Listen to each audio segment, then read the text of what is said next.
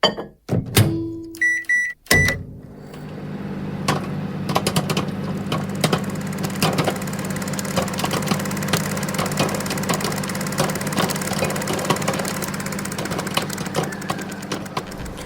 to Popcorn Psychology, the podcast where we watch blockbuster movies and psychoanalyze them. My name is Brittany Brownfield, and I'm a child therapist, and I'm joined by Ben Stover, individual therapist. Hannah Espinoza, marriage and family therapist. We're all licensed clinical professional counselors, also known as therapists, who practice out of Chicago. Even though we are licensed mental health professionals, this podcast is purely for entertainment purposes and to fulfill our love of dissecting pop culture in all forms. Please remember that even though we are all licensed therapists, we aren't your therapist. If you are struggling with mental health symptoms, please find a local mental health provider. Hi, everybody. Today we are going to be talking about Wes Anderson's Fantastic Mr. Fox. This is one of my favorite movies. So I've already have two so far this season, this and Terminator 2, that I'm so excited to talk about.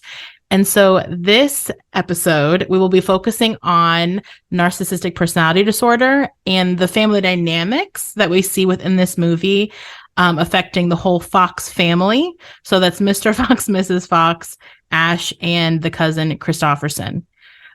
So kind of the main plot of the movie, it's a kid's movie, so it's pretty simple, is that our Mr. Fox, our fantastic Mr. Fox, he's sort of like, to put it simply, a criminal who tries to go straight when he realizes his wife's pregnant.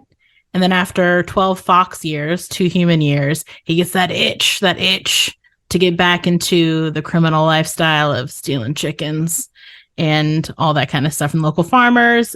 Basically, shenanigans occur in which he endangers the livelihood of not just his family, but the entire animal kingdom in the area because of his relentless pursuit of getting up into it. So as we jump into that, first we want to do, like always, is define the terms we're using. So narcissistic personality disorder, I think like a lot of personality disorders, is being thrown around a lot lately. I hear a lot in the ether nowadays of people saying that person's a narcissist, that person's a narcissist. It's kind of become the new borderline in terms. I have not met a single person who has divorced or broken up with a man who has not been with a narcissist.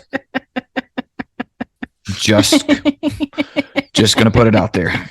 Yeah. It is being irresponsibly used. Not saying they're not out there, but it is 100% like being irresponsibly used. Not every person you've ever dated has narcissistic personality disorder. I promise you. Yeah. And also we want to be clear, and why we want to define NPD, or narcissistic personality disorder, is that there's a difference between being narcissistic, having narcissistic traits, maybe being egocentric or egotistical, and having NPD. Like we said before, whenever we're diagnosing someone, what makes them diagnosable is that the traits that they are exhibiting are getting in the way of their life in some way, either their social functioning, their work functioning, their ability to take care of themselves. And I think what we see here right away with Mr. Fox is that his symptoms are getting in the way of all his functioning. Mm-hmm. His marriage, his livelihood, his literal life, his house, his tree, if you will, his community, everything. So that is the difference between someone who is a little up their own butt, someone who's maybe a little selfish, versus someone who has a diagnosable set of symptoms. Yes. So I'm just going to read off them really quickly, and then we'll jump into where we see it in this movie. So for someone to be diagnosed with narcissistic personality disorder, they have to have at least 5 of the following 9 criteria: a grandiose sense of self-importance, a preoccupation with fantasies of unlimited success, power, beauty, love, yada, yada, a belief that he or she is special and unique and can only be understood by or should associate with special or high-status people or institutions, a need for excessive admiration, a sense of entitlement, interpersonally exploitative behavior, a lack of empathy, envy of others or belief that others are envious of him or her, and a demonstration of arrogant and haughty behaviors or attitudes. So are we talking about a fox or somebody else? Just checking. I mean, it just sounds like someone we've been watching for the past couple of years.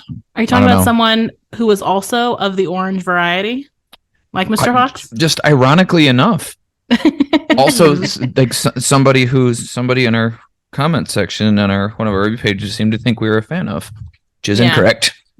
That is true. Just for the record. If you guys are ever reading through our reviews on Apple Podcasts, someone, because of just a badly placed ad, left a comment that we are Trump supporters. We're not. If you listen to more than one episode of us, you know that we're not.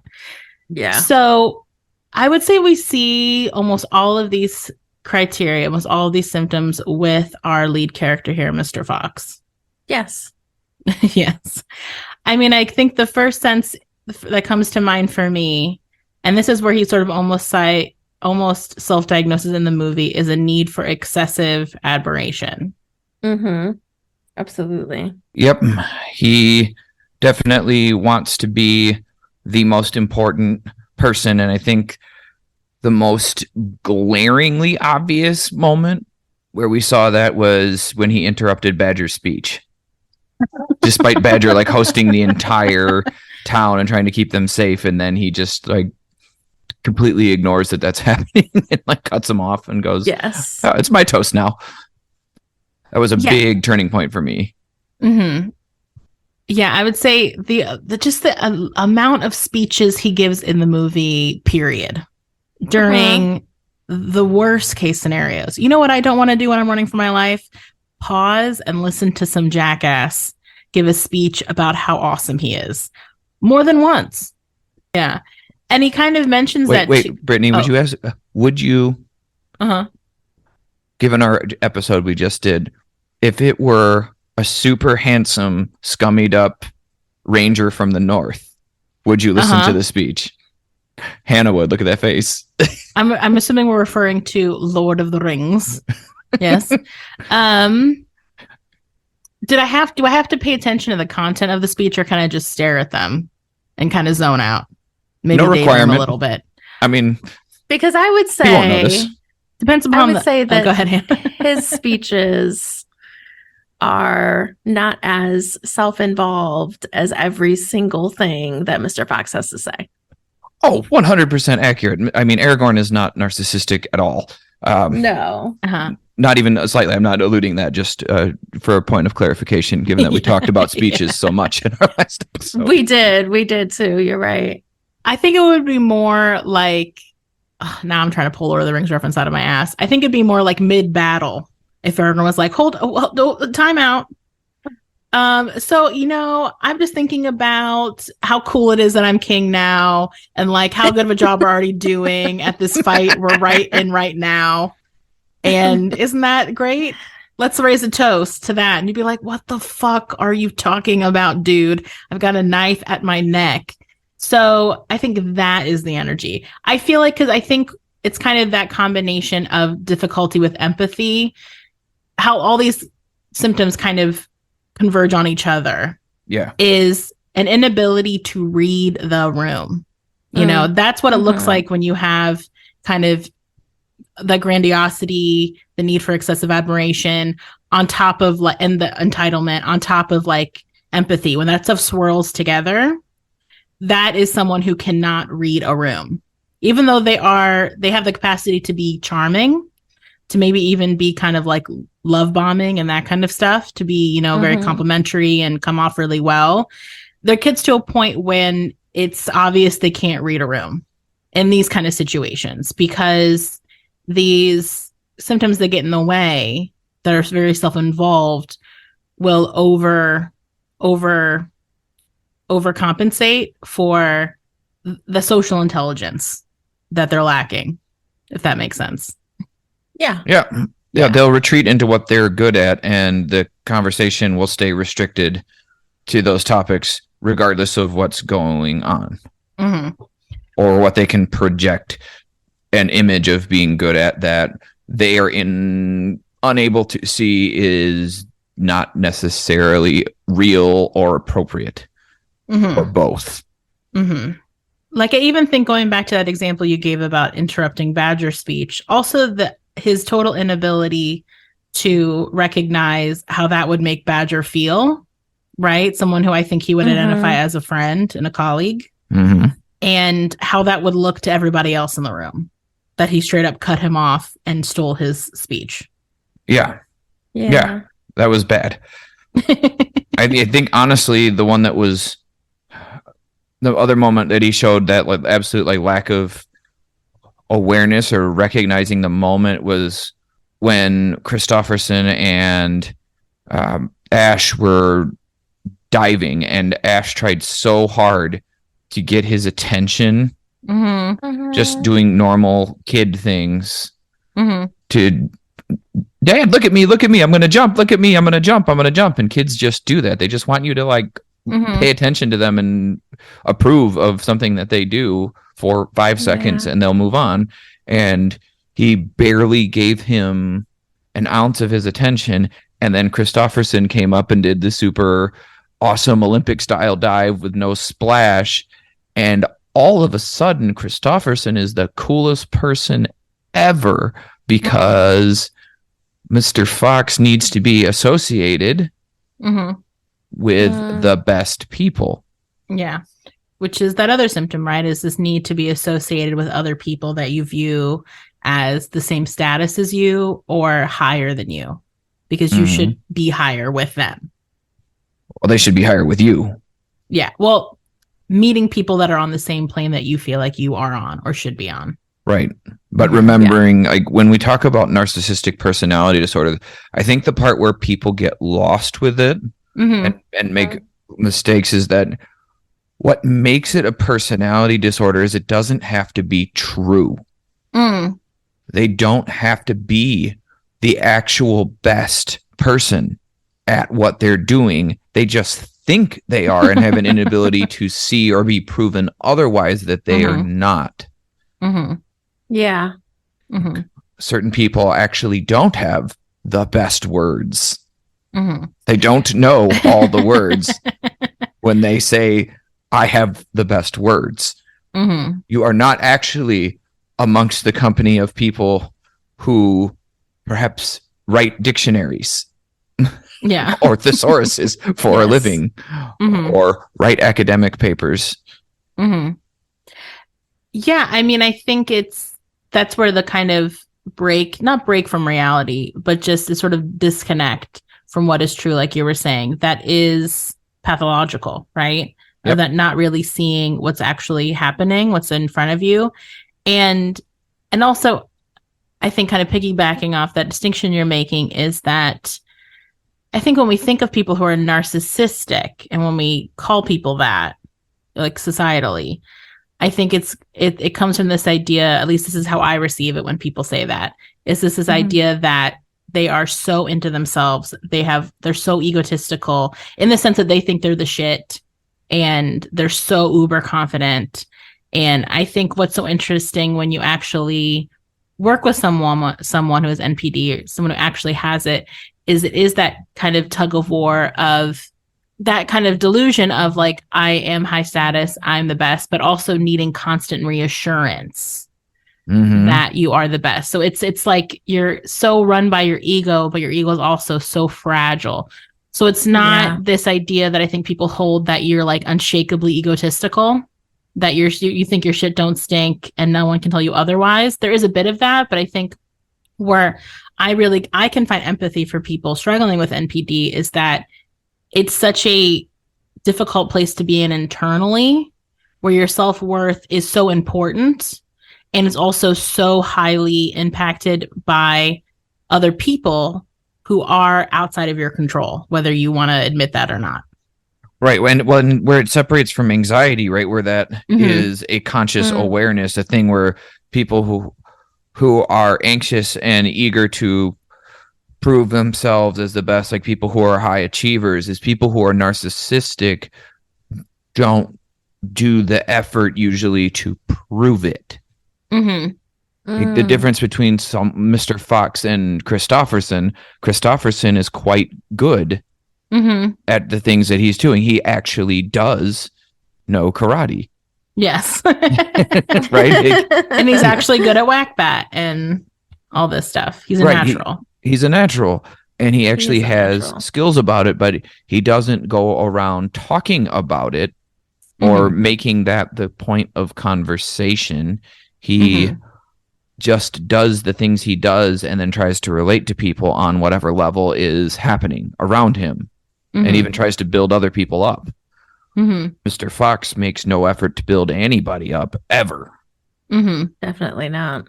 Yeah. And that's where I think narcissism becomes such a challenge, is like people who are anxious about their status or anxious about their approval will understand why they are anxious.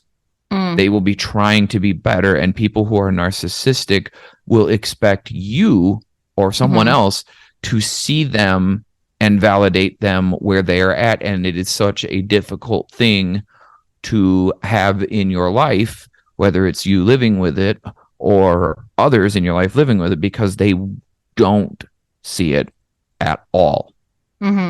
They just expect to be treated like they're the best, and they cast out others who don't validate that usually quite incorrect, but not always, viewpoint. Sometimes they are really quite good at things, but they expect to be treated like royalty always. Yeah, and it's a very helpless, I view it clinically as like a very helpless position to be in.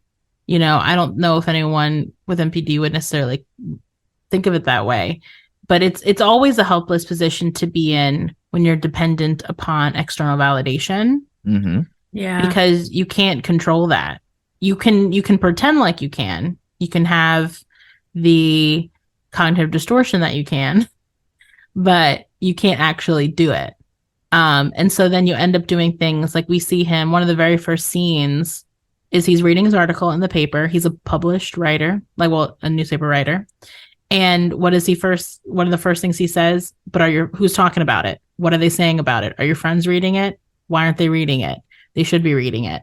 You know, it's these constant bids for validation and reassurance about yourself. Yeah. It's never enough to just have done something. There has to be that follow-up, you know, which is the conversation they have right after that, where he says, I don't want to live in a hole anymore. I feel poor.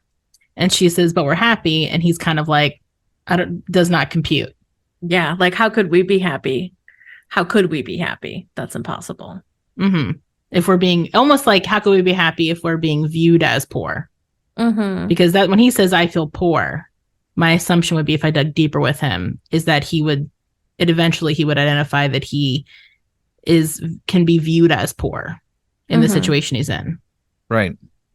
And it's so fascinating watching the conversation he has with Badger, where Badger's telling him, like, dude, don't go live in the tree. That's how you get killed, basically. Right? Like, he's essentially telling him, if you go live in the super visible tree, you are entering the kill zone. I can't remember what exact phrase he used, but he basically told him the most dangerous neighborhood. I think he says it's like the worst neighborhood for his kind. The worst neighborhood somebody like you could live in, or something like that. Right. It's not ambiguous. Yeah. He's right? like, this is, No. I mean, they get into almost a physical altercation about the fact that he's going to make this decision. Yes. Right. And of course, he's disregarding the advice of his hired legal counsel, who he, I assume, went to. Because I think this is the trap, right? He goes to Badger to get, I would assume, advice, expertise in regards to the situation. He doesn't hear what he wants to hear. He doesn't hear what validates that. So he disregards it. He spits it out and puts it away. And he says it very clearly. He says, well, I hear what you're saying, and I'm gonna buy the tree. And I'm going to ignore it. Right. And look at what he, is buying. He's buying a big tree on a hill By that's itself. by itself. That's extremely visible and desirable, and 100,000% inappropriate for a nuisance predator to live in, because part of, Fox's ideology is that they live in holes and retreat because they are quite confident diggers, which they make a point of highlighting throughout the entire film. They sure do. Not the ideology, but their biology, right? Is that Yeah. their role in ecology is to be a sneak thief, and a sneak thief burrower. should probably not Mhm. be one that goes, "Hey, look where I live, because I'm gonna come here and I'm gonna take all your shit and I'm gonna bring it back to this lone tree on the hill towering over everything else." Oh, wait, hold on. I just described American society. Never mind. I mean, I think this goes to what I feel is one of his most prominent characteristics, which I think would be, for me as a clinician, a driving factor in diagnosing him with NPD, is a demonstration of arrogant and haughty behaviors or attitudes. The whole movie, he is doing stuff that to us makes no sense Right. in the grand Mhm. scheme of things. But that's the part of it, is like that arrogance and the excitement of engaging in something that fills up that cup, that gets his motor running, right? And there's not really any thought about how stupid it is.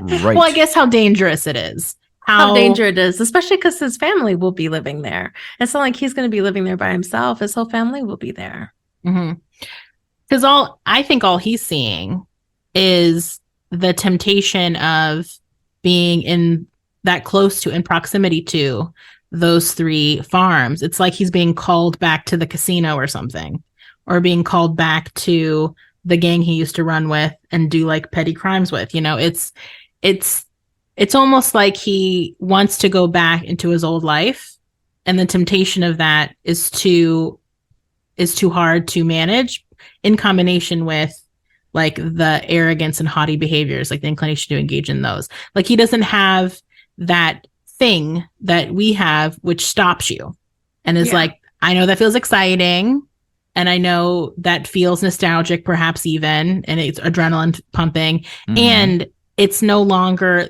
a priority. Like we're valuing something else now, which I think is what we see in like the opening of the movie when they get trapped in that cage and his wife does tell him, "I'm pregnant." You know, that is what she's really saying in that moment, in very like 2 sentences, is I need you to value something more now than this buffoonery. And he's able to do it for a while, Yes. until the temptation creeps in, and he doesn't have what's we're looking for. He doesn't have the resilience or the coping mechanisms to fight off that temptation. No. Well, and it's quite common for young men to need to grow the hell up when they become dads, right? It's quite a normal experience to have higher tolerance for risk and less concern for your well-being or anything else until you have a child. And men do go through quite a bit of maturing real quick. Many of them, not all of them, unfortunately. But when they are set to become dads, and expectations on themselves and societally change for many. Unfortunately, we all know way too many stories where that's not true. So I'm not going to say that's a broad stroke, but it does happen for those usually that are emotionally healthy and capable, that something starts to change when that happens. What we don't see with Mr. Fox is that look real for him. I think he's able to change, but you can see right away he hates everything about his status change from being like free and able to do things in a way where he can keep his own counsel and do it his own way. And Mrs. Fox is like, you need to wake the fuck up.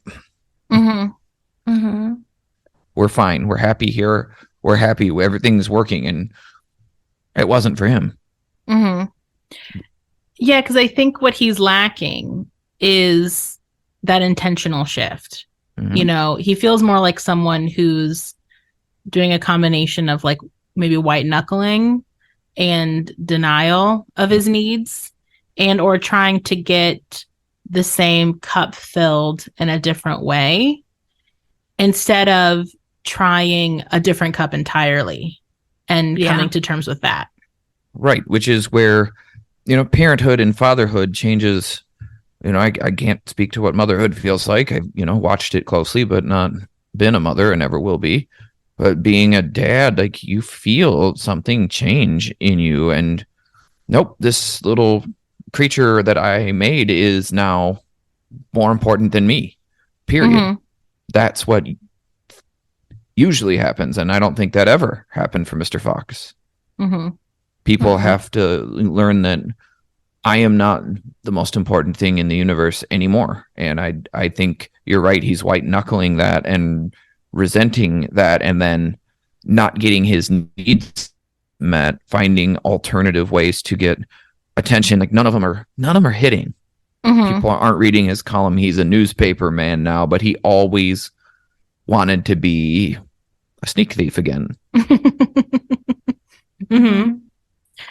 Well, he wants to be, the legend, right? And Right. my assumption is that he was probably pretty legendary when he was young as a chicken thief and a little rascal, if you will. And to have your picture and your byline in the paper, which is pretty cool, actually. Not a lot of people get that even in terms of status and attention. Nope. That's still not enough. And I think what actually is difficult for real life people who struggle with NPD is that it is a cup with holes in the bottom. There very rarely is ever going to be enough because you're looking for something that you have to give yourself. Going back to that external validation part of it is that that's never going to be enough. Right. And so you're always going to be climbing, waiting for, I don't know, maybe if I become president of the United States, I'll finally feel good. Like I'll finally feel enough. Like we're done now. And I can sit on that status for the rest of my life and be full. Mm-hmm. And the problem is that your stomach has holes in it. And that's what you have to be paying attention to. That's the problem. Right. Not what's coming into the stomach, what's coming into the cup. Mm-hmm. Yeah. And I guess what other traits that we see that make him feel like someone who might get diagnosed with NPD if they stumbled into our office? I would say in some ways his lack of engagement in his relationships. Say more about that. Whether it's relationship with his wife or his relationship with his child. I think we see him apologize to Ash, but we don't really see him engage in a different way. And I think that's because and I think a part of that has to do with someone who has NPD really struggles with looking outside of themselves. They don't have that awareness. And so I don't think he can take into account his relationship with his wife or even with his child because he's so busy trying to keep his status up, or he's so busy trying to focus on what he thinks is really important. I think it's really hard for him to engage in those relationships. And so I think he's disengaged from his wife and from his family in general. Yeah, I think his relationship with the possum is Kylie much more present in his life. Yeah.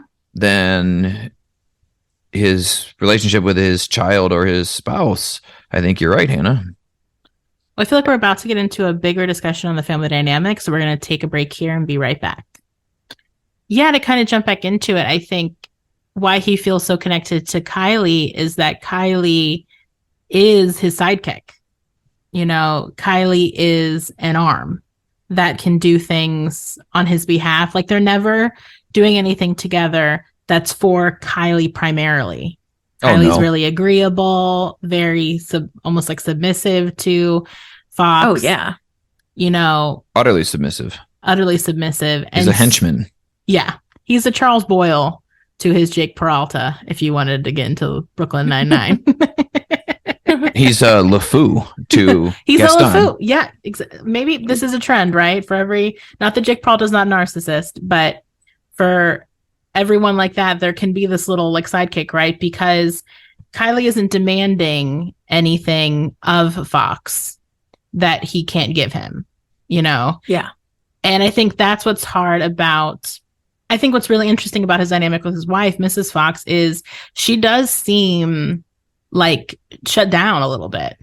Oh, Like, yeah, A a lot lot of of it. Yeah. she does. She seems sad, actually.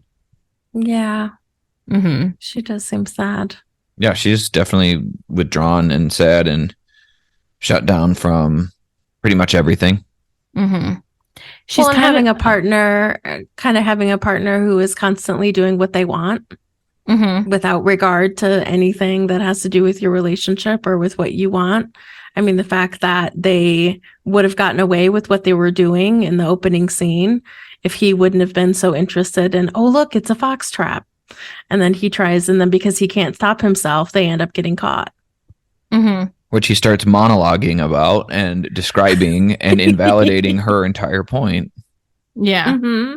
Mm-hmm. It's like, no, it won't get you here. It'll only get you if you stand there, which was based on nothing. Hubris is what it was based on. Hubris, Mm-hmm. which he has in spades. And yeah, I think you're right, Like Hannah. the Jedi. Sure. I think you're right, Hannah, though, that I don't know. I'm making a lot of inferences. I think we kind of have to with her because we're given so little about her in the movie. Yeah. Ironically, Yeah. or maybe that's the point. Is that she seems sad. She seems shut down. You know, she also does seem determined to stay with him. And this is where I'm making a jump a little bit. Like that she's almost kind of like resigned herself to the fact that she will be strapped to this nincompoop until he gets them killed. And I think I've seen that dynamic when I've worked with couples. I don't know about you, Hannah, where one person is shut down like that. And then they will stay shut down all the sessions until every once in a while they say something wild like, I should have never married you, Mm-hmm. which is what she says in like the last act of this movie. And there's nothing after that. There's no resolution. They don't go No back to that resolution. conversation. It just lays and hangs out there forever. And then I And to think be- the next thing she says is she's pregnant. Yeah. It is the next thing she says. And not only that, but he doesn't ask. He doesn't say anything. He doesn't respond. He doesn't say, oh my God, I can't believe that you said that. He says nothing. Mm-hmm. He just lets it lay there. Yeah. And that's so odd. That's And- so odd that you wouldn't say something back like, what are you talking about? Or what does that mean? Or what does that mean for our future? What does that mean for the fact that we have a child together already? Like nothing. There's nothing. She says that and he doesn't say a fucking word. Mm-hmm. And almost ignores it. yeah, it just drops it. And Yeah. because what I would have found unsettling if I was him, what I would have found, to be quite honest, devastating if I was him, is that she didn't even say that actually it was an emotional scene, like she was upset with him, but she wasn't like yelling that at him like out of like a fervor of anger, right? You know, Yeah. it's like she said, Yeah, she was took a calm deep as fuck. breath. She took a deep breath and she told you the truth, or her secret that she's been carrying for a while. And I see that in sessions. I have seen that in sessions, I should say, in which a couple will drop a bomb like that. Well, one person in the couple, and a lot of times it is the quieter of the two. Mhm. And then the other person has no response to it, like blank face. Very similar, actually, to this movie. I wonder if Wes Anderson ever has something like this happen, and that's where he put it in the script. But like, The number of narcissistic parents yeah, in his movies. I was thinking that too, like Royal Tenenbaum and even like Steve Azizu, like it's a common thread. But like I said, I just want to point out that that's actually not an uncommon dynamic that I've witnessed in therapy, where I, as the therapist, have to check my face because I'm like, I can feel myself internally gasp when someone says something like that. And then I have to have the follow-up internal gasp of, oh, I seem to be the only one that's upset by that mic drop. And then it always happens the last 10 minutes of session too. Yes. Well, that idea that I'm the only one who's having a reaction to what a big statement that actually is. Yeah. And what that actually means. And that can actually mean that someone is out of the marriage already. Mhm. That can mean that they are or have been actively looking for ways to get out of the marriage. They are looking for I mean, there's so many different things. And when it feels like, as the therapist, you're the only one who's feeling the weight of something that someone has said, that really feels off. In terms of sitting in the room with those two people and realizing that one person is not having a response that makes any sense to what this person is saying, or doesn't have the awareness. And in this, I mean, with him, has no awareness of what the statement actually means. Yeah. Right. He had, or worse, they either don't care or don't believe it. Yeah. Or won't let it in, or their disorder pushes it away and just goes beep. That does not compute. Right, exactly. That's a good phrase for it. Does not compute, or that didn't happen. Blip. Yeah, yeah.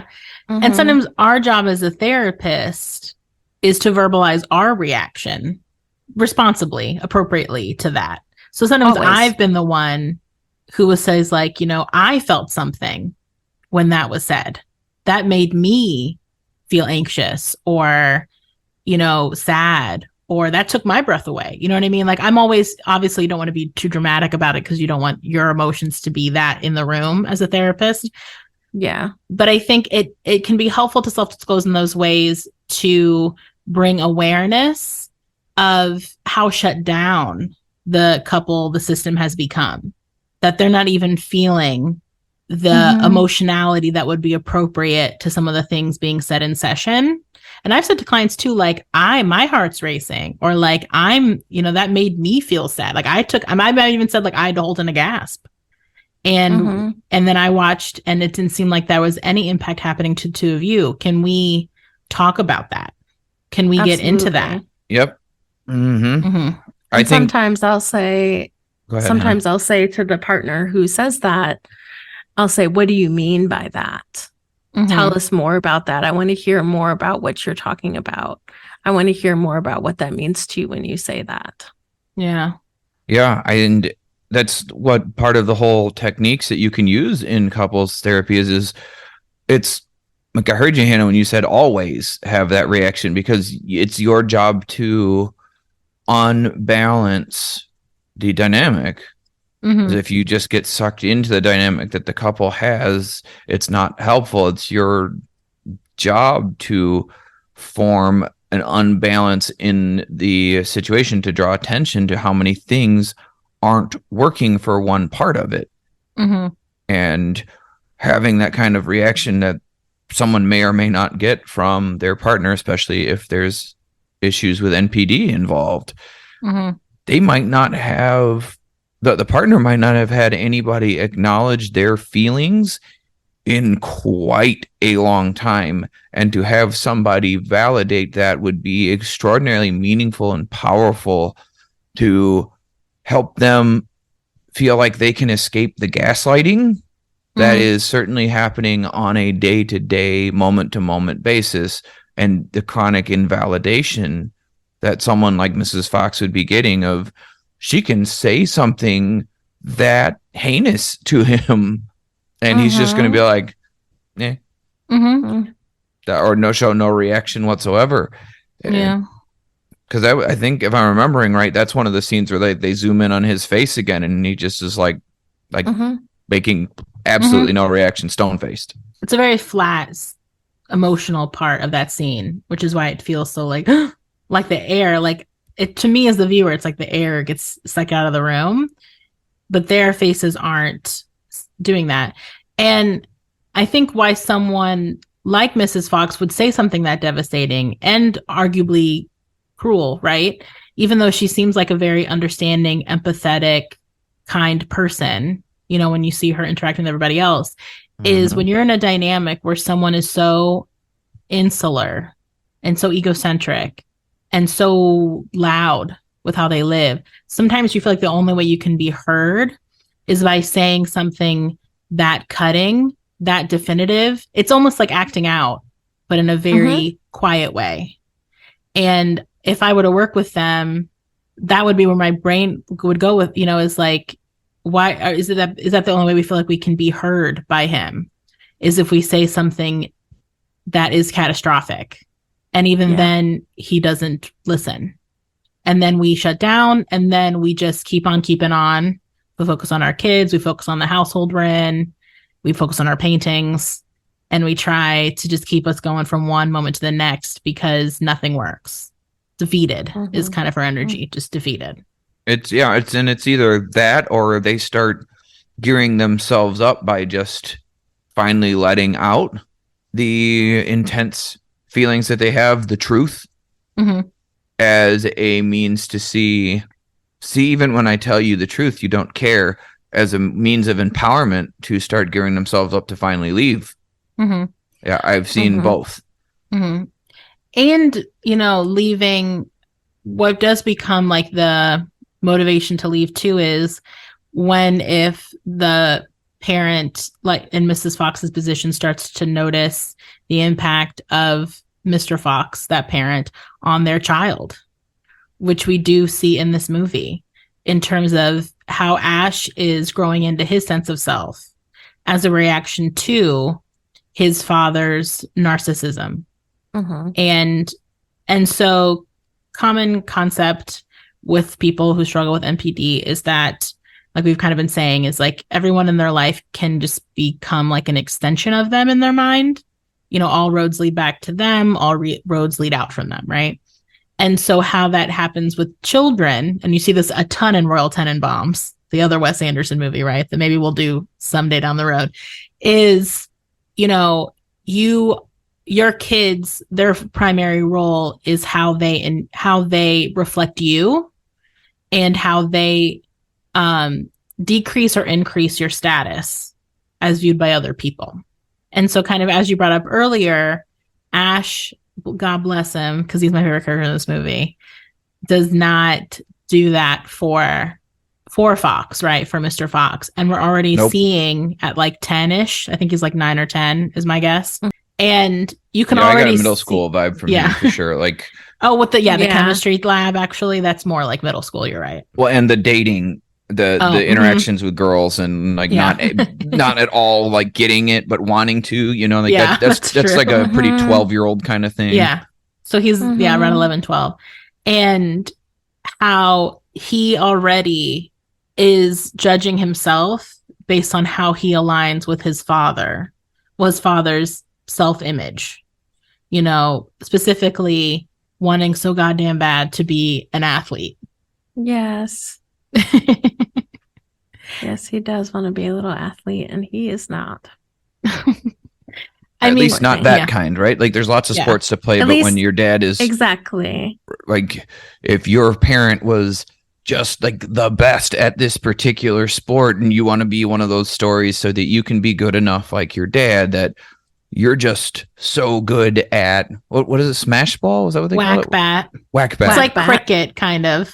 Right. It's like they're making fun of cricket. I mean, cricket deserves to be made fun of because it's ridiculous. Yeah. And I did enjoy their like making fun of cricket and how ridiculous it is. That was all the rules. That was well done. But the importance that has to Ash to be seen in that way, and that's the only way to be seen, he's going to keep trying it, even though it's quite obvious his ability to actualize will probably come from something else. He is quite fast, but his abilities at whack-bat, as Owen Wilson, the polar bear, makes quite clear to him, are not quite, man. He's like, you're improving. We'll put it that way. Yeah, but any coach that says, we'll put it that way. Yeah. That you are trying and showing all of the hustle, but buddy. Yeah. Because even in the moments when Mrs. Fox is trying to validate Ash and encourage him, like, I think this is the most I've ever written down, like, direct quotes when watching a movie, is she says, there's something kind of fantastic about being different, which is like such a perfect way for a parent to put that. And he beats, like, he's almost going to accept it. And the last second he pulls back and he goes, not me. I prefer to be an athlete. And I'm like, no. And, I think if I was Mrs. Fox, like, that stuff would just keep coming up more and more. And so then I think it starts to become a conversation of like, do I choose my kid or my spouse? And because Ash is someone like you're already seeing that he's starting to avoid school Like that's the very first scene. He doesn't want to go to school. He seems like he's getting bullied because he's trying to fit in a way that he's not going to fit in. And other kids can smell try hard energy from like a mile away in middle school. Oh, they sure can. Yeah. And the worst. And I think what's so sad about that is Ash is really funny. He's weird, but in a way that I love about kids. I love a weird kid.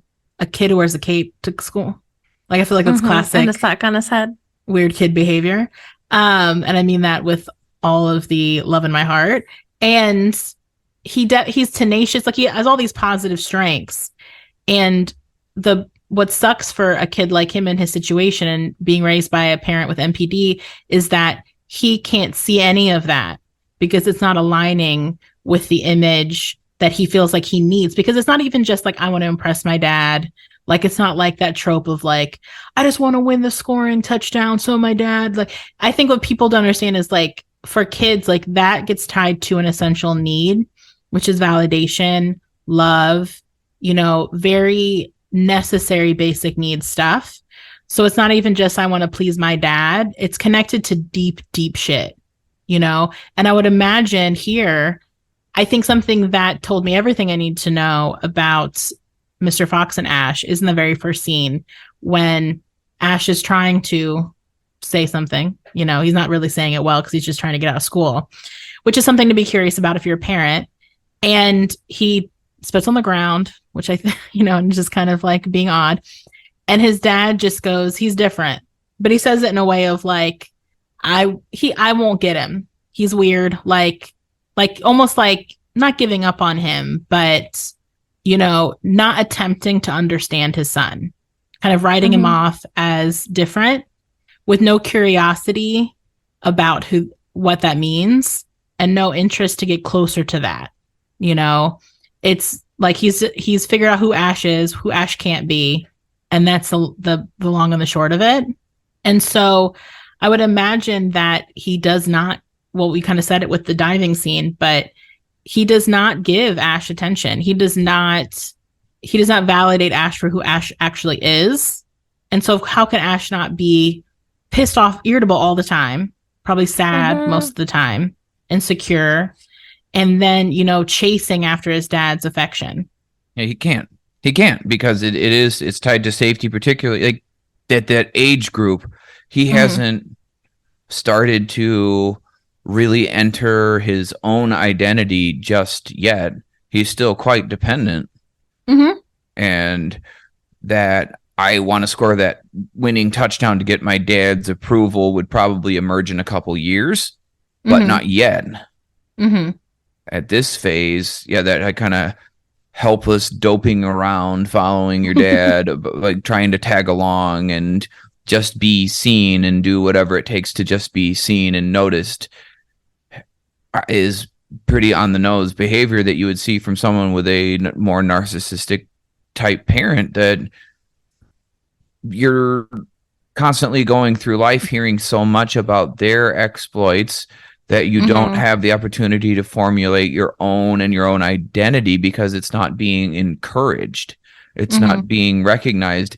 Everything that Mr. Fox talks about is to increase his own adulation of others and the people that he keeps around him, or, animals like Kylie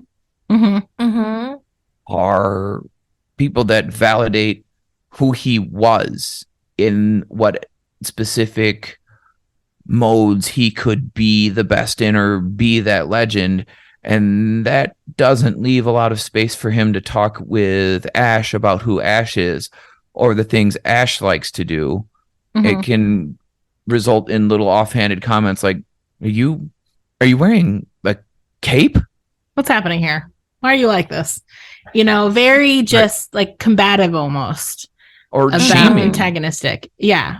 Off-putting, like discouraging. And like the comment that you came up to me, it made me think of a list of kids' books that shouldn't have been made that was passed around the internet forever ago. And it's like, you're different and that's bad. Nobody poops but you freak. Right. Yeah, it's that very like, because I would assume when Mr. Fox looks at Ash, he can't find himself, right? And so then Ash just gets, if he can't fit into the schema of Mr. Fox, then he's not making sense, period. And there's no flexibility to get to know Ash. And all Ash is going to know is that I'm failing. I'm not quite pulling it off. I'm trying really hard. And I think what I respect about him, which I hope will be a protective factor in the long run, is that he does seem to be having a real push and pull within himself about his dad.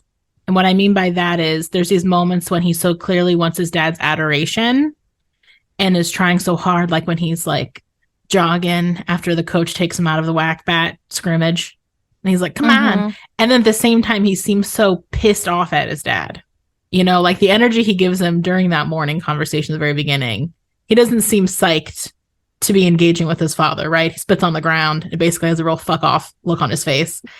And, you know, so are these moments when he also seems so agitated by his father.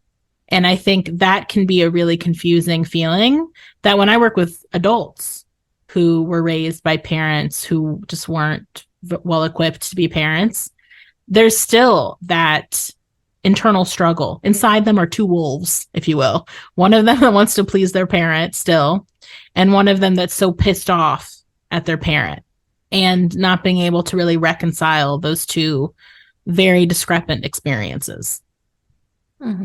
Right.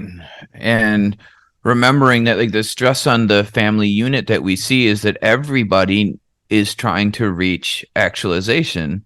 Everybody's trying to be who they are, but the narcissistic parent is only seeking to be who they are without also trying to boost who their child is, who their spouse is, without trying to provide any avenues because it doesn't occur to them because they're focused only on their mission. I mean, I think it's part of that symptoms that's like interpersonally exploitative behavior. You know, it goes, and the lack of empathy, it kind of goes back to that idea of it's so hard to understand that there are other unique individuals with full agency and autonomy and personalities that are in the mix. It's not just you and people who are so glad to be around you and to help you, right? That there is like, which can be a common trait of a lot of cluster B personality disorders, which is just struggling to feel the appropriate differentiation between ourselves and others. Right. And this is how it comes up in NPD. And then I think this movie is just a fantastic example from such an unlikely place of how this behavior trickles, like it bleeds into the whole family dynamic all the way out to the cousin. You know, a cousin Christopherson comes and he just happens to be really good at all the stuff that Ash is not good at innately, that Mr. Fox is good at. And like you said in the beginning, Ben, a very like textbook example of that is the diving scene, right? And when Christopherson does that good dive, Mr. Fox perks up. He can identify that because he recognizes him. Yeah. Immediately. Yeah, he really, really goes out of his way to offer praise and recognition and encouragement and identification as someone part of his family. Yeah. Where he couldn't be bothered before. Yeah. And then, but I think another great example of that, continue on with that, is that doesn't make Christopherson a unique individual to Mr. Fox either. Nope. Very shortly after that, Mr. Fox starts to almost immediately view Christopherson's positives as, how can this aid me? How can this person function me? Even though he's a child, and even though Mr. Fox very blatantly tells Ash, you can't join, you're a child, he's already invited Christopherson, who's the same age pretty much, on the same mission, who falls right after Ash. and is like, I'm here. Mhm. And he doesn't really seem like he even really understands what he's there for, which is very exploitative behavior, putting a kid into a crime situation. Oh, absolutely. Which, can be the kind of things that people who deal with this in their family can be exposed to, is that the person with narcissistic won't believe that they can get caught. They won't believe that bad things will happen to them. Every one of their plans will work out just the best because it's their plan. So, of course, it will work. We won't consider it critically or weigh against reality or fact anything that would disprove that or provide even a chance. So, obviously, the kid can come along and they'll be safe because it's my plan. And also, the kid is, awesome because he's here with me and I've decided he's awesome. So now he's awesome. And he's awesome like how I was awesome. And still I'm awesome. So he'll be awesome. Yeah. And where that becomes its own problem is that it can be seductive into a lifestyle that's not appropriate and then create some really damaging reinforcers. But it also results in the opposite, where we see someone like Ash who isn't sure who their identity is and doesn't know what to do other than to mimic things that don't come naturally to them and try to be good enough in ways that they're not good at, which will never work. Even again, management training classes that I've had to take over the years, they make a good, clear effort in almost all of the more professional consultants who come and do this to remind you that stop making your staff who aren't good at things do the things they're not good at if you expect to see good progress. If you have a staff member who it naturally appeals to organize stuff and put things together like a librarian might, let them do those things. If you have somebody that likes to sit and nitpick Excel spreadsheets, let them do that. If you have somebody that is more socially inclined, let them do those things and stop making the person who would rather sit by themselves in the back corner of an office and talk to no one about nothing do the social aspect of it. Let them do the thing that they want to do and are good at, and they'll be good at it. But what we see Ash get is nothing encouraging who he is, so he doesn't know how to be Ash. And I think that's the whole point of seeing, I don't know if they ever do name the girl. Do they name the girl Fox? The girlfriend? Yeah. That becomes Christopherson's girlfriend? Right. Ooh, if they did, it was very fleeting.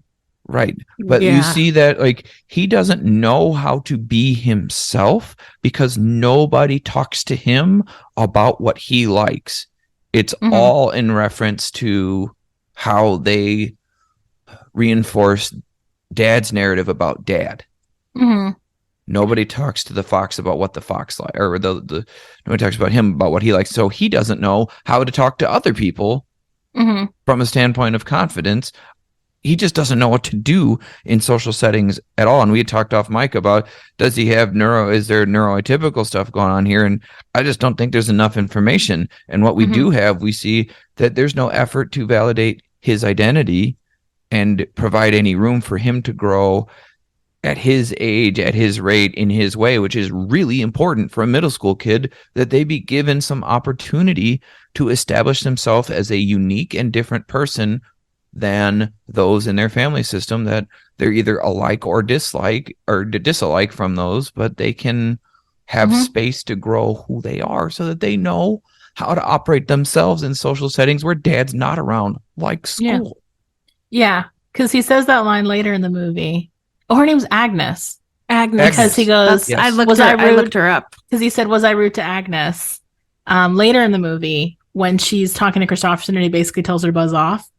But I think what's interesting about, and this kind of ties to what you were saying, Ben, is as the movie goes along, Ash, I think because Christopherson is such a good peer actually to Ash, he starts to become more actualized Ash and more confident in what he's able to do, right? Because I'm little, right? And I think as he grows in that, I don't even know if necessarily grows in his own agency so much as lets his guard come down a little bit with Kristofferson specifically. You do see him kind of bloom a little bit in the final act of the movie and be more cognizant of, how am I impacting how other people feel? How am I coming off socially? Because basically what he's doing from my perspective as a child therapist is his dad isn't a safe person to be angry towards, because his dad's opinion of him already feels so scarce and trepidatious, right? And like precarious. Mm-hmm. Mm-hmm. So when that happens, your anger just doesn't disappear, right? And I think what we see is when Kristofferson shows up, he's kind of a good scapegoat for Ash to put all these feelings he's having, and also that dynamic of competitiveness, assuming that Kristofferson has it all figured out because he can do this, that, and the other. He gets Agnes to like him immediately when he says, like, you're my lab partner.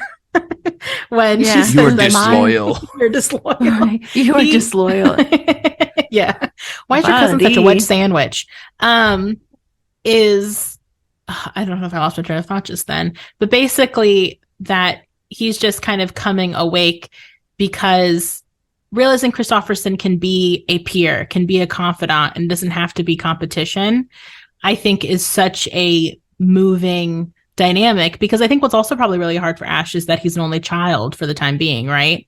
And so he doesn't really have a compatriot, like a partner with a sibling in how dad is being.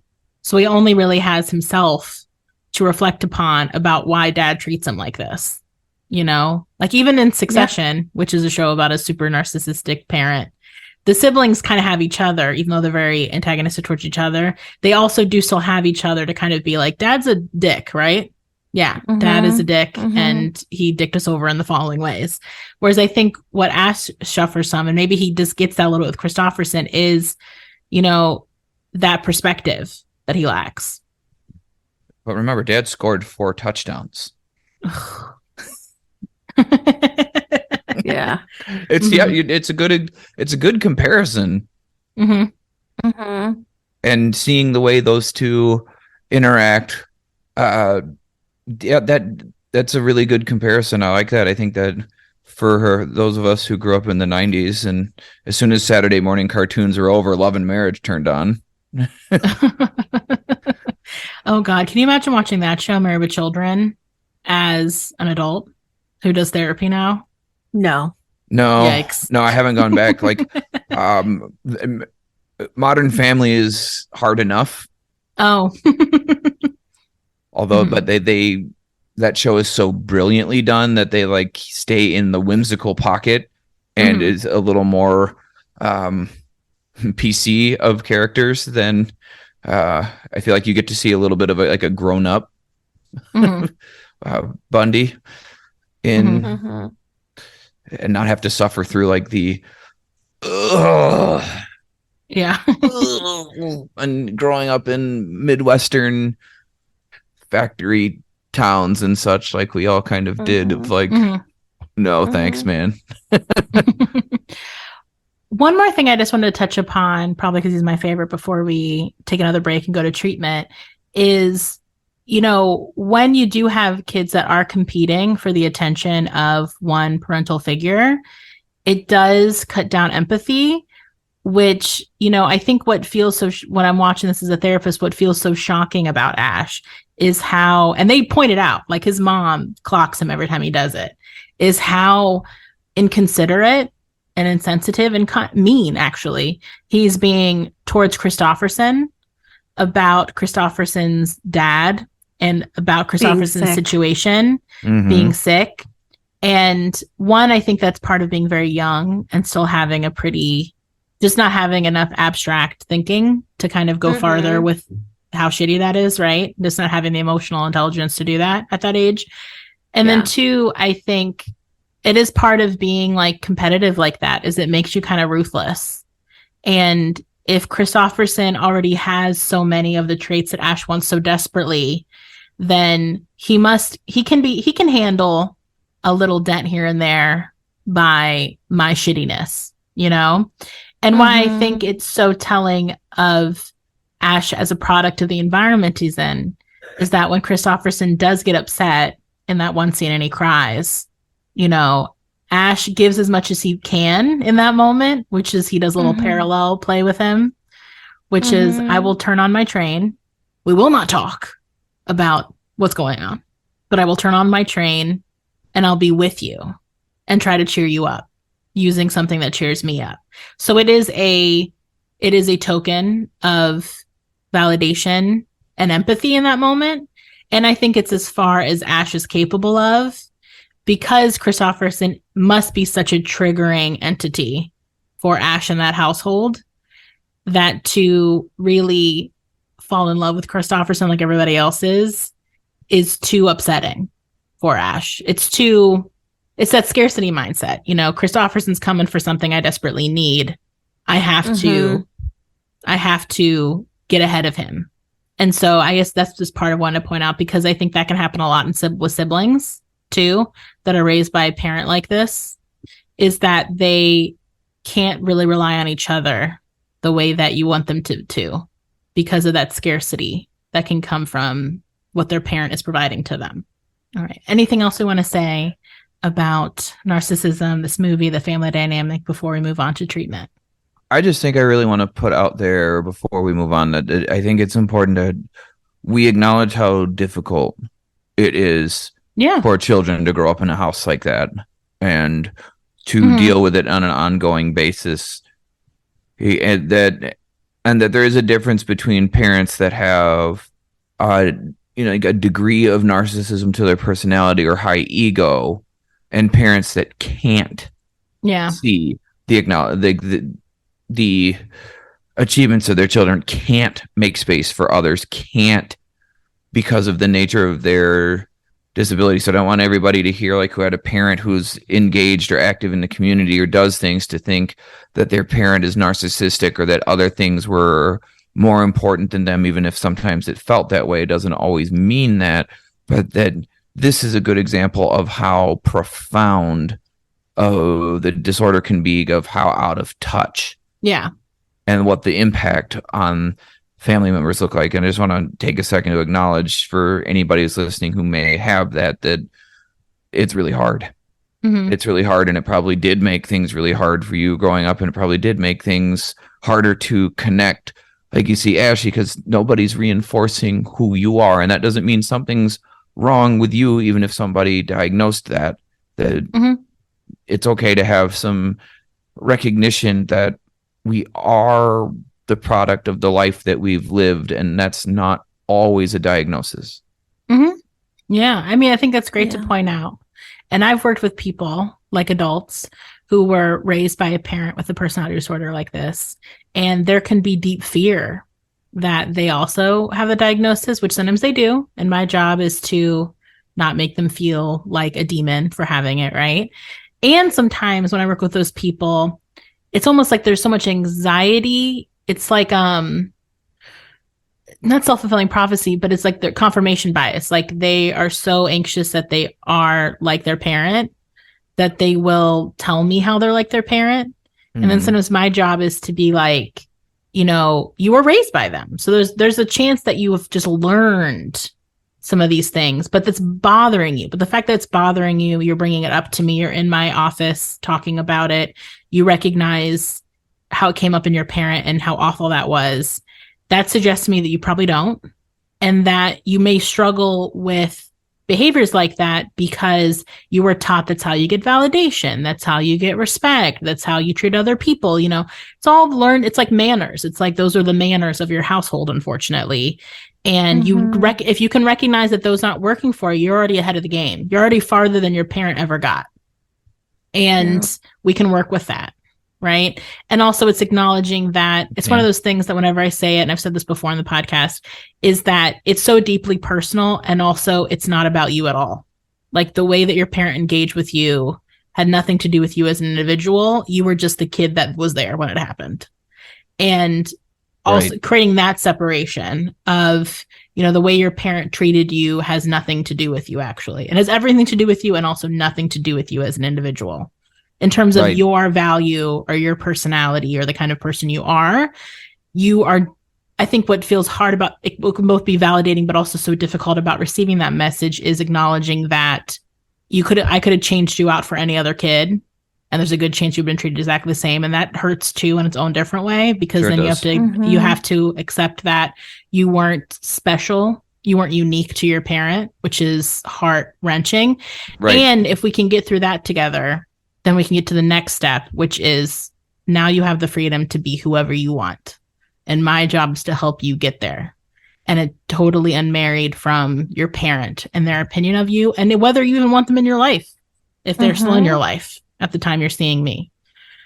And that's heavy shit that when we get to treatment, I'm going to talk about Ash, but I don't think he's there yet at 11 to do that kind of work. No. That's like next level cerebral shit to do. Yeah. That as a kid, you don't get, because as a kid, you just want your parent to love you and to think you're the best, and you can't really separate their autonomy and their choices. You can if you're pretty mature at that age emotionally. It's still very difficult though too, like almost impossible in my experience as a child therapist. But we will take a break here and we'll be right back with treatment. So I guess there's in the flow of conversation I can keep going, since I was already kind of going there anyway.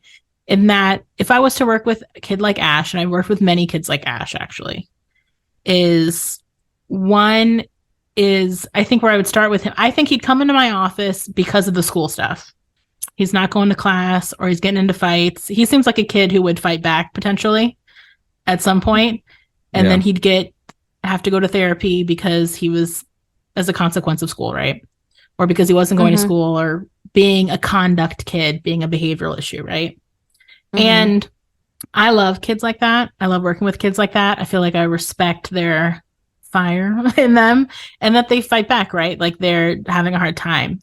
And so with him, I think he'd be a kid where I would do a lot of shooting the shit, playing together, age appropriate, like stuff like, let's go play whack bat. If you can play with two people. I don't know if that's possible.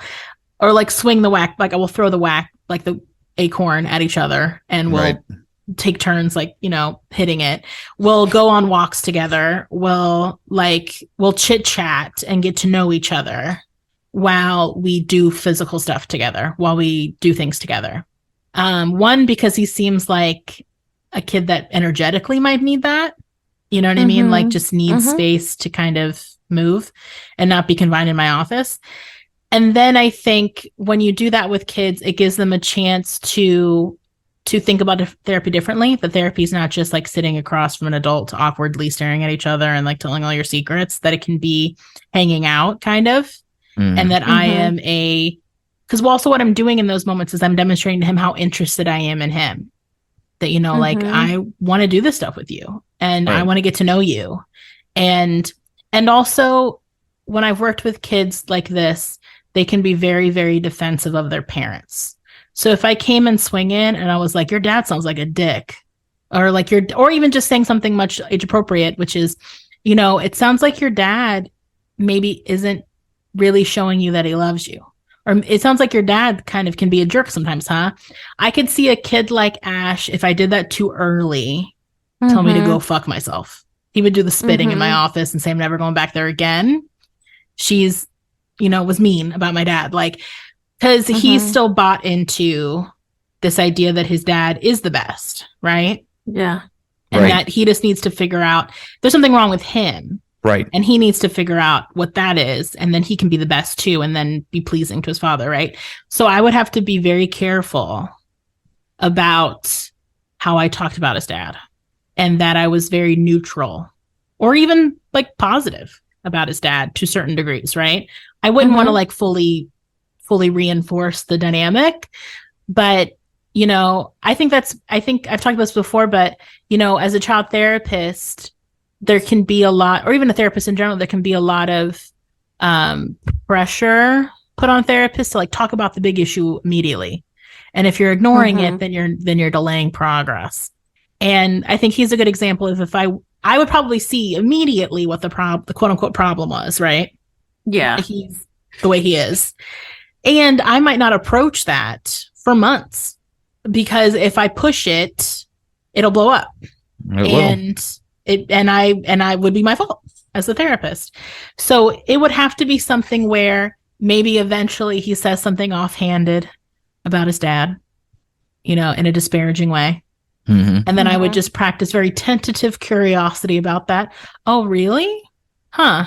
That's weird. I might even feign like confusion. You know what I mean? To get him to say more. It's kind of like you're trying to like pull out a little bit, and he'd be a kid that I would be very careful about what he brought up, and that I wouldn't jump on it too hard because he feels skittish, like he'd be skittish about me, about treatment for a while. And so I think the work I would do with him for a while would be, getting him to acknowledge his feelings, getting him comfortable talking about his feelings to me about things that maybe aren't a big deal. Like I would talk about Christopherson, school, Agnes, like chemistry class, the bullies, like very more surface level-ish topics. And let's get comfortable talking about our feelings in regards to that, problem solving around that, coping skills in regards to that. And then eventually, hopefully, when he learns to trust me and that I'm not going to be a bad guy in his life, that maybe eventually we can, and he'll also, if I stay with him for a while, he'll get older as I work with him, right? And so eventually we'll hopefully get to the time where we can really talk about his dad. And even then, like I said, you have to play it careful. And I would be very interesting. Huh. And then it would grow from there. And then this would also be something where maybe we could figure out some stuff right now, feelings identification, coping skills, building him up, his confidence, what are stuff that you like, what stuff you're good at. I would encourage him in that way and maybe get his mom into that loop too. And then it probably would be something where later in his life, he can build on those concepts with another therapist once he's old enough to really do the deep process work, more the psychoanalytical, psychodynamic work of the impact that his dad has had on his identity, on his relationship to others, because it's going to be interesting once he gets old enough to date, it's going to be an evolving situation for Ash. And so the point I'm making is you got to meet him where he's at and that understand that, especially when it comes to parent stuff, kids can only really wrap their heads around so much. And so I can see what's going on, but he might not be able to see it for a long time. And that's okay. And I don't have to hit on that hard or at all even that much for him to progress and to do better prognostically. So, and I would just love, he's the kind of kid that I would probably make me laugh and I would have to watch it and make sure I wasn't laughing at the wrong things because his little energy his sass would really crack me up. I've worked with a lot of kids that are very sassy like him and I had to really watch my face so that I wouldn't encourage conducty behaviors, but it's funny sometimes. All right, so that's what I would do. I'll go next here. I would very much want to work with Mrs. Fox in this environment, and I think why I pick her is because she feels like the person who's probably, or animal who's most in need of a therapist, most in need of space to be created for her to have an identity, for her to have feelings, for her to have thoughts, and for her to have a place where she can work out some really important coping skills for dealing with someone in her life like Mr. Fox, because now he's re-ingratiated himself as a folk hero. And and I don't want to be cynical here, but I'm going to be anyway. And I'm very tired, so if I'm more cynical than usual, we'll put that in context here. But he's likely to repeat his story again. He's likely going to get bored with having the lack of challenge, the lack of an antagonist. He already solved the problem. There's a grocery store that has all their food, so they can just live. And some of the clues to that he did not make a shift whatsoever is he talks about how these people are the most, or these foxes, right, are the most important to him in that grocery store speech he makes. But yet again, it's really kind of about him, not about their family or the fact that they're about to add another one. He doesn't acknowledge his wife at all. No. And I suspect he's going to get bored with having all of his problems solvable and laid out in front of him. And he's probably going to get bored with living in a communal environment with every other animal in that sewer and want something more and want to be seen as more and want to feel like he's a folk hero. So without any, like, people are eventually going to get bored of adulating him for their day to day, and that's likely going to get old again. So his wife, Mrs. Fox, who now we know feels like she should not have married him, is going to need some support to figure out how she's going to manage her life as she's about to go through another pregnancy and have a child. And he's going to be needing to be safe while these farmers still very much want to kill him and them. And they're going to start figuring out sooner or later that their store is being raided by a bunch of animals. This utopian vision that they've created is not going to last very long. And if he's unable to change, she's going to need a lot of support figuring out what she wants to do and how she wants to manage it, whether it's stay or go or communicate with him about what she needs and how she gets some support and some ability to individuate and actualize into whoever she needs to be, because she hasn't even had a chance to do that. And she's obviously incredibly gifted, but her role in this big heist was relegated to, you draw the map. Yeah. I could see for you working with her, Ben, the more we think about this movie, the more she seems really fascinating to me. Like her internal world is like the art she does make is like lightning striking the area that they live in. Like, I feel like you could have a field day with her in terms of her art and talking about her art. And I absolutely would. And I work with a couple art therapists now and would absolutely be tapping them in, or a good friend, Rachel Harrison, who joined us for Gone Girl, about these kinds of things and the imagery. But, you know, just in my advanced interest in narrative art, you know, since we, you know, all three sit here and do this podcast together and share that interest, right? It's how do we be too deep into stuff and blow it up? Well, because it's real. That's art. It imitates life. So yeah, which imitates art. And if her art is imagining like what's a lightning bolt that they could strike, like, we're seeing representation of two things that are important. She's feeling internal chaos that even on this, you know, beautiful, I'm just going to assume it's a fall day because everything's kind of fall colored. Yeah. That this fall in England there, everything is kind of cool in the countryside, and the way she sees it is a constant thunderstorm where everything is gray and dark, and that is not the aesthetic represented at all at any other time, just the way she sees it. That's a pretty good indicator that somebody's not feeling okay where they are, and that lightning strike could be waiting for that one chance to get out. And getting pregnant again, boom. Yeah. Yeah, because I think a point we haven't mentioned yet, maybe we're going to bring it up, Hannah, is that both times she's pregnant, it seems like she waits a substantial amount of time before telling Mr. Fox that she's pregnant. And even in the very beginning of the movie, she lies and tells him that she just has a stomach flu or a stomach bug. And so, like, I would love to, like, as I say, I feel fascinated by her. The more we talk about this, like, I would want to talk about that with her for like 4 sessions, if not more. Yep, many more. She would need ongoing support for a long time, because what we can't do is decide for her what she wants to do. Yeah.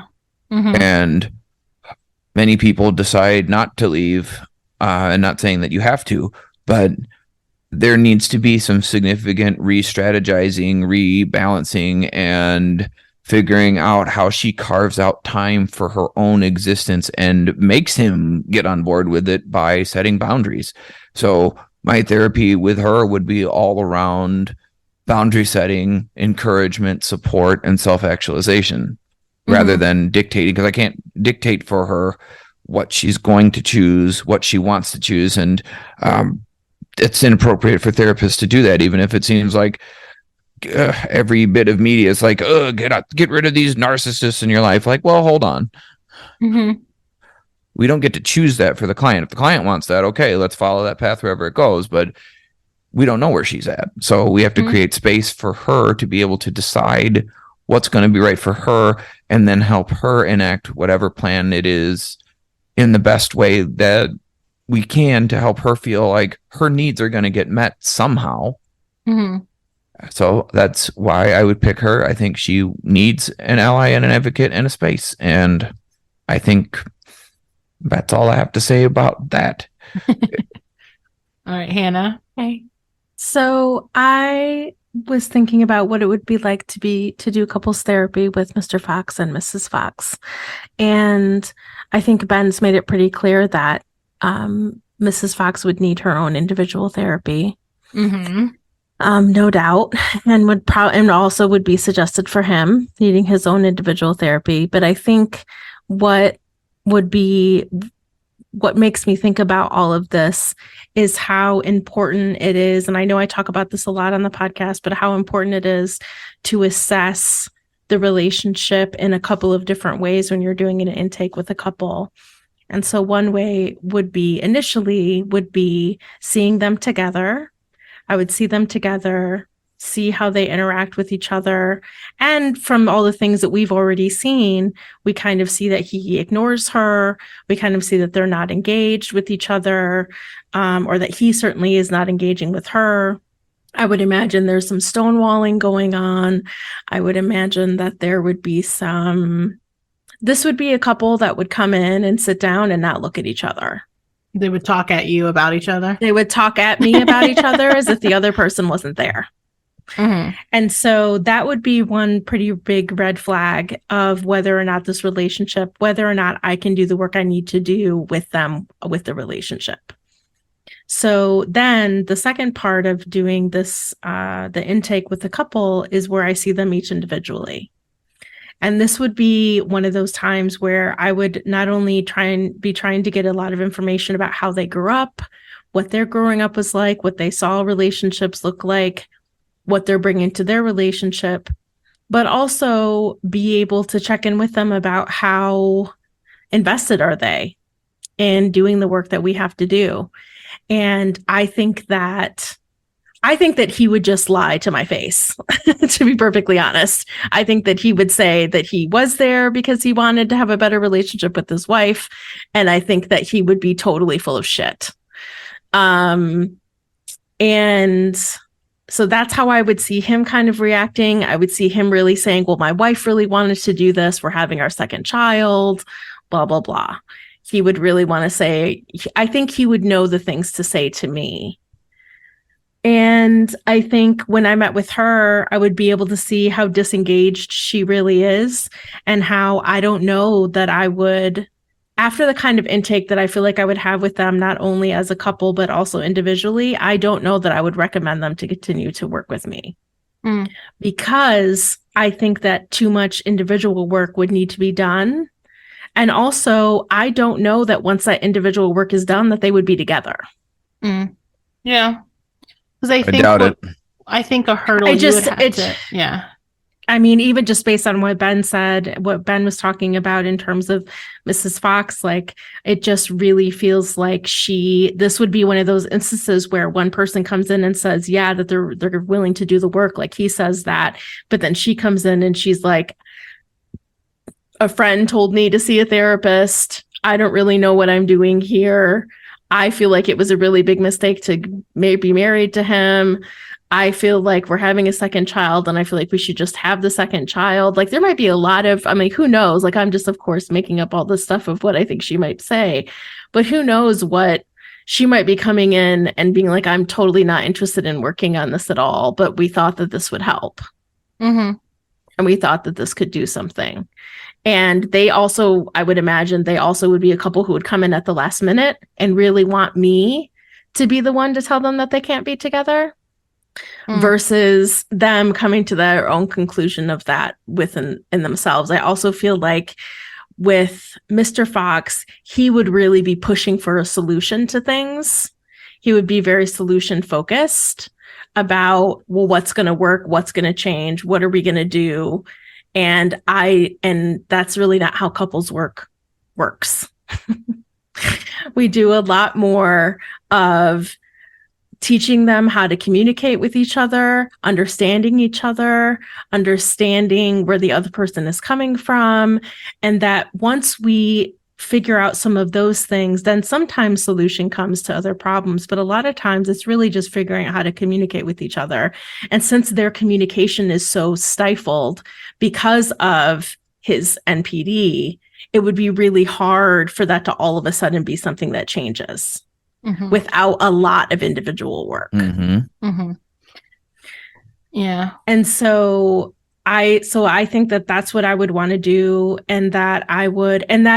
So let's say they've both done individual work and they come in, and I would still say that it would be hard because he would have to really be focused on the relationship. And she would have to want to engage in a relationship in a completely different way, because the way that the relationship has been engaged, the way that they've both been engaging in it, is not sustainable in any kind of way. Unless there's absolutely no status quo change for either of them. But having a new pup is going to provide that status quo change. Yeah. So I think a big hurdle you would have to deal with, Hannah, is, and we see this in the movie, where he is like, well, I'm a wild animal. This is who I am. Like, you need to get on board if this is going to work. And which is very much this energy of like, I am who I am. And why do you want to change me? Yeah. And why do I have to change for the relationship? Go ahead, Brittany. And it's unloving to ask me to change. You know how I was when we got married, and now you want to change the rules? And that's really difficult. So I think what he's obviously struggles with in this movie, and what I think would trickle down into real life work, is the level of accountability and ownership, like radical ownership that you have to take when you do collaborative therapy, it's an ego death, really. And it can be so triggering if you are just not able to do that. And in this movie, he says, I'm sorry to Ash, but he really doesn't take accountability for much. And when stuff happens, he's still very much in that victim mentality. I didn't write that in the quote, but like when he gets his tail shot off, he's very like, I can't believe this is happening to me. And it's like, babe, you did this to us. So I wouldn't be jealous of you, Hannah, for working on them as a couples therapist. All right, well, we'll take our final break here and then do final thoughts. All right. Ben, have you ever seen this movie before? I have not. I'm going to have you go first then. Okay, I will go first. I really liked this one. I don't always like Wes Anderson movies. Some of them annoy the shit out of me.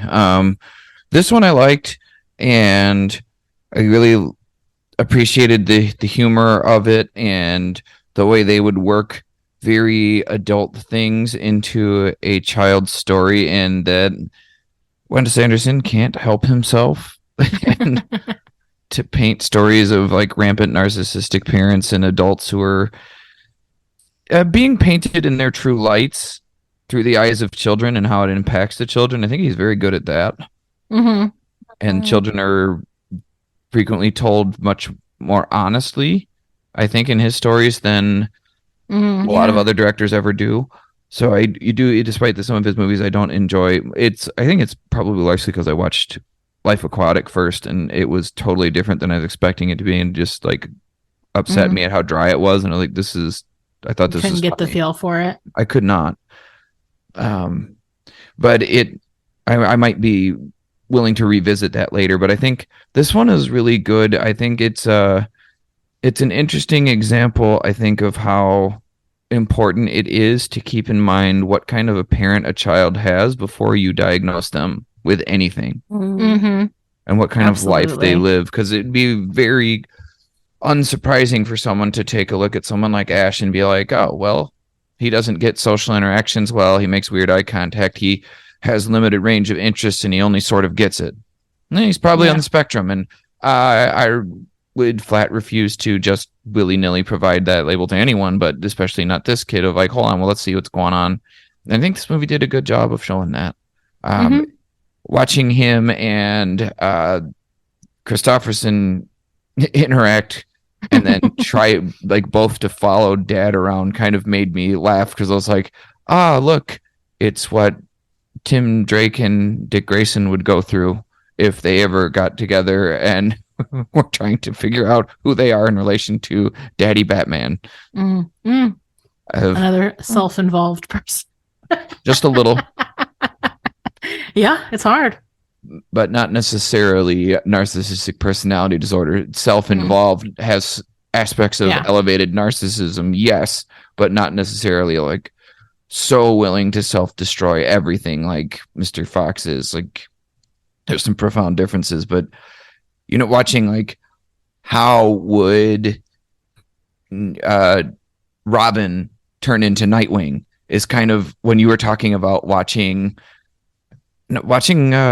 Ash kind of develop his own thing. Well, I'm small and I can do this, and he went off and like did his own thing. Is like that's pretty much what Dick Grayson did when he left behind the Robin moniker and stuff, and kind of as he grew up, actualized into his own thing and stopped trying to do it Bruce's way, and would clash with Bruce a lot and be like, no, I'm going to do it my way in a way that makes sense to me, and I don't need to do it your way, and I can be me and be okay. And we saw Ash do exactly that. He stopped trying to be his dad and did it his own way, and it worked for him.